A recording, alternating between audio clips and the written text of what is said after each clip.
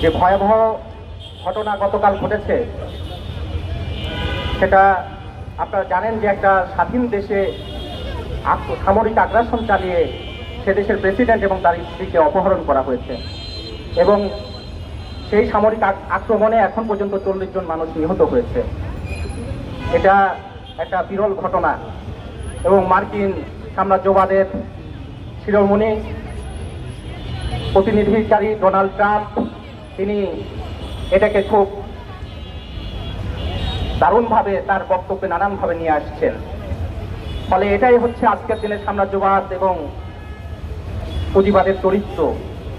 এটা আমরা দেখেছি যে এবং এটা আমরা বারবারই এই কথা বলি যে সাম্রাজ্যবাদ যুদ্ধ ছাড়া, সাম্রাজ্যবাদ বেকারত্ব ছাড়া, সাম্রাজ্যবাদ নারী শিশু হত্যা ছাড়া এবং সারা বিশ্বে যুদ্ধে লাগানো ছাড়া তাদের আর কোনো পথ নেই।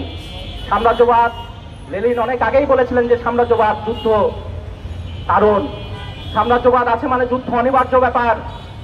সেই চিত্রে আমরা দেখছি যে এই আমেরিকা দেশে দেশে কিভাবে আক্রমণ আগ্রাসন চালিয়ে যাচ্ছে। এই আমেরিকায় তারা ভিয়েতনাম দখল করার জন্য তারা আগ্রাসন চালিয়েছিল। গত 1 দশকে 2 দশকে আমরা যদি দেখি তাহলে এখানে দেখবো যে ইরাক, সিরিয়া, লিবিয়া সেই দেশগুলো একের পর এক দেশ ধ্বংস করেছে, দখল করেছে। ফিলিস্তিনে বছরের পর বছর এই আক্রমণে মদত দিচ্ছে এবং ভেনেজুয়েলা সহ ল্যাটিন আমেরিকার দেশগুলো, আফ্রিকার দেশগুলোতে আক্রমণ চালিয়ে অনেকগুলো দেশকে তারা ছোকরা বানিয়ে ফেলেছে। এখন আবার তারা ভেনেজুয়েলায় আক্রমণ করেছে। ফলে এটাই এই সাম্রাজ্যবাদের চরিত্র, এই আমেরিকার চরিত্র এবং তার বিরুদ্ধে বিশ্ববাসীর সোচ্চার হওয়াটাই আজকে একমাত্র পথ। এটা ছাড়া কোনো পথ নেই, এছাড়া কোনো পথ নেই। একদিন বিশ্ব মেরু, 2 মেরুর বিশ্ব ছিল, সমাজতান্ত্রিক বিশ্ব ছিল। সেদিন আমেরিকা যা ইচ্ছা তাই করতে পারে নাই, সাম্রাজ্যবাদী দেশগুলো যা ইচ্ছা তাই করতে পারে নাই। তার বিরুদ্ধে একটা কণ্ঠস্বর ছিল, সোভিয়েত ইউনিয়ন ছিল। সোভিয়েত ইউনিয়ন দ্বিতীয় বিশ্বযুদ্ধে এই ফ্যাসিবাদকে ঠেকিয়েছিল। সোভিয়েত ইউনিয়ন আপনারা জানেন সেই ইজিপ্টের সুয়েজ খাল যখন দখল দেওয়ার জন্য এখানে ইংল্যান্ড এবং ফ্রান্সের সাম্রাজ্যবাদী রাষ্ট্রের সেনাবাহিনী মোতায়েন করা হয়েছিল, তখন সেদিন সোভিয়েত ইউনিয়ন ঘোষণা করেছিল যে 12 ঘন্টার মধ্যে এই সামরিক বাহিনী যদি সরিয়ে না দেওয়া হয় তাহলে আমরাও ওই সুয়েজ খাল আক্রমণ করবো এবং ফ্রান্স এবং রাশিয়াতে এখানে ইংল্যান্ডে আক্রমণ করব। আপনারা জানেন 6 ঘন্টার মধ্যে তারা সেনাবাহিনী প্রত্যাহার করতে বাধ্য হয়েছিল। ফলে আজকে এক মেরু বিশ্ব ব্যবস্থা আবারও যুদ্ধেও অনিবার্য করেছে। দেশে দেশে যুদ্ধ এবং মানুষের উপর যে ভয়াবহ আক্রমণ, সেটাই তাদের একমাত্র পথ।